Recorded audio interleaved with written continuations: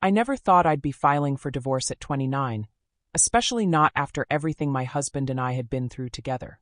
We were just kids, 20 and 21, when his teenage sister suddenly needed guardians after losing her mom. Instead of enjoying our early 20s like normal young people, we rushed into marriage to improve our chances of getting custody. Looking back, that decision really set the tone for our entire relationship. We gave up so much to raise his sister, but we did it together and built what I thought was a rock-solid foundation. We didn't have our own kids, but raising his sister brought us closer than I could have imagined. When she turned 16 last year, she moved in with their wealthy aunt who lived a few states away.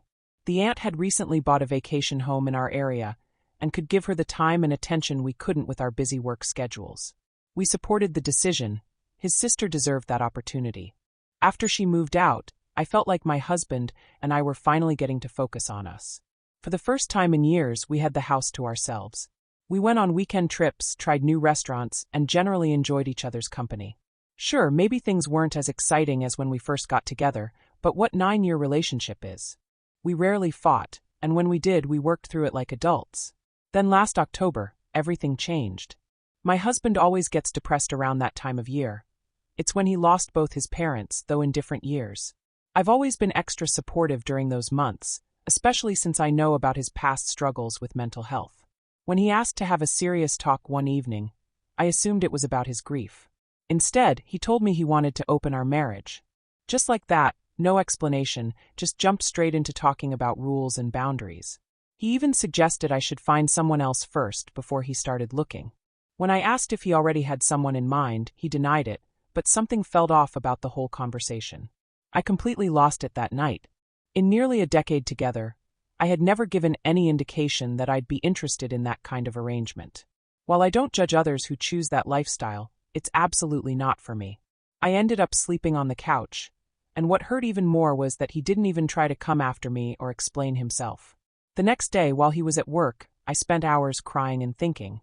By afternoon, I had reached a gut-wrenching realization. Just the suggestion of opening our marriage was a deal-breaker for me. Before he got home, I moved all his things into our spare room. When he came home ready to talk, the conversation that followed only confirmed my worst fears. He revealed things that shook me to my core. First, he admitted to having kinky interests he'd never shared because he knew I wouldn't be comfortable with them. When I asked how he could be so sure without ever discussing it, he said they were escalations of things I'd already refused, though he wouldn't give specifics. He complained about our intimacy frequency, but admitted he'd never really tried to address it beyond just expecting me to be ready whenever he wanted. But there was more. He claimed we had nothing in common anymore now that his sister was gone.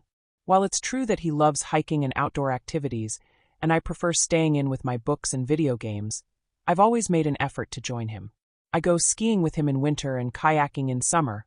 Maybe not as often as he'd like, but I genuinely enjoy these activities when we do them together. What really broke my heart was his confession about feeling like he'd missed out on his youth. Since we married so young, he felt robbed of the chance to explore and experiment, especially sexually. But the worst part came when he explained his idea of an open marriage. He wasn't talking about casual relationships. He wanted us each to have a serious boyfriend or girlfriend, someone we could date, love, and be intimate with. He emphasized wanting emotional connections with others, not just physical ones. I told him straight up that I'd never be able to look at him the same way again. How could I? He was basically asking for permission to cheat. It felt like he wanted to keep me as a safety net while he explored relationships with other people. If those relationships failed, he'd still have the comfort of our marriage to fall back on. He tried to deny this, saying he just wanted to explore himself sexually without losing me. When I refused, he suggested marriage counseling to discuss the open marriage concept. But for me, even proposing it was enough to end our marriage. I knew counseling would just feel like being pressured into something I fundamentally didn't want.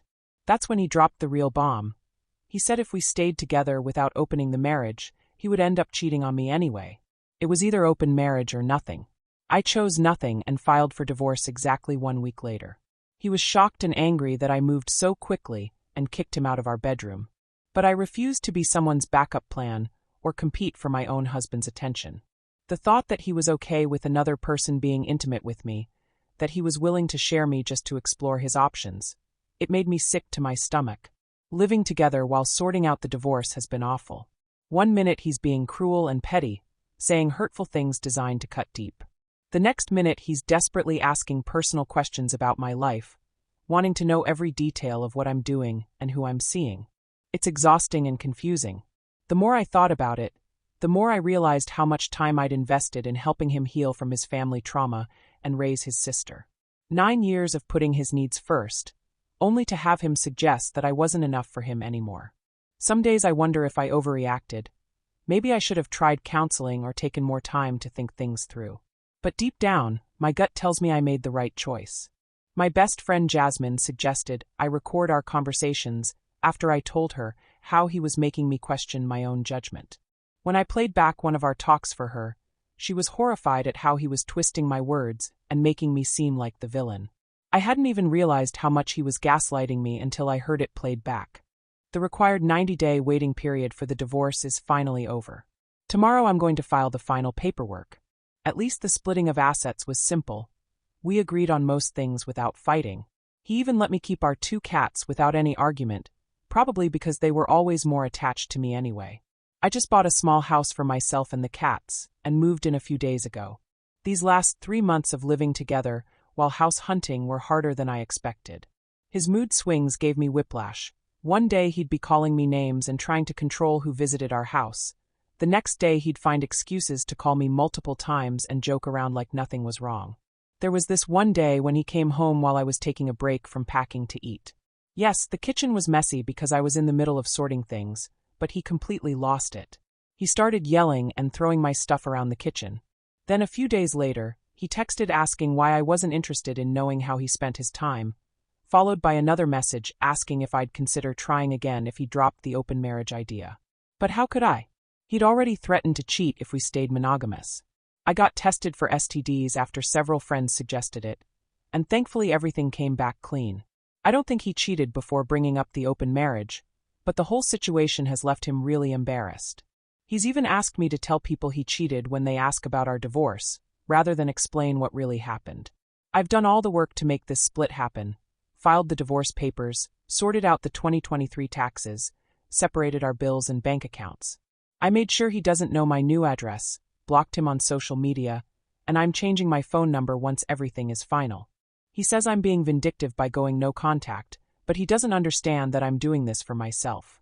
The truth is, I still love him. I know I shouldn't after everything, but I can't help it. That's exactly why I need the clean break, for my own peace of mind and self-respect. I can't tell him this because I don't want to give either of us false hope. I'm not planning to date anyone else anytime soon. I just want to focus on rebuilding my confidence and getting to a better mental space. His friend Marcus told him this was the biggest mistake of his life, which made me feel validated. Even our mutual friends took my side, not that there's really a right or wrong here. During one of our many conversations, he tried telling me that 99% of open marriages fail because they start when the marriage is already failing, but ours would work because we had a good relationship. I explained what I'd learned, that what he wanted wasn't really an open marriage, but parallel polyamory, one of the hardest forms to maintain. He didn't care, just kept trying to convince me to work things out. But for me, there's nothing to work out. He wants to be with other people and fall in love again, so I'm giving him that freedom by stepping away. Like many people have told me, you can't have your cake and eat it too. I said I was leaving and I did. Now I'm hoping 2024 will be my year to heal and rediscover myself. I still check in on him through our mutual friends and his family, not because I want to get back together, but because despite everything, I care about his well-being. They keep me updated enough to know he's handling the changes okay. Just because he hurt me doesn't mean I want him to suffer. Sometimes showing kindness from a distance is the best we can do for people we once loved. Thank you for watching. If you enjoyed this story, please hit that subscribe button to help us reach our goal of 1,000 subscribers. Don't forget to give it a thumbs up and share it with friends or family who might enjoy it too. Your support means a lot. And if you have any thoughts, questions, or story ideas, drop them in the comments below. I'd love to hear from you. See you in the next story.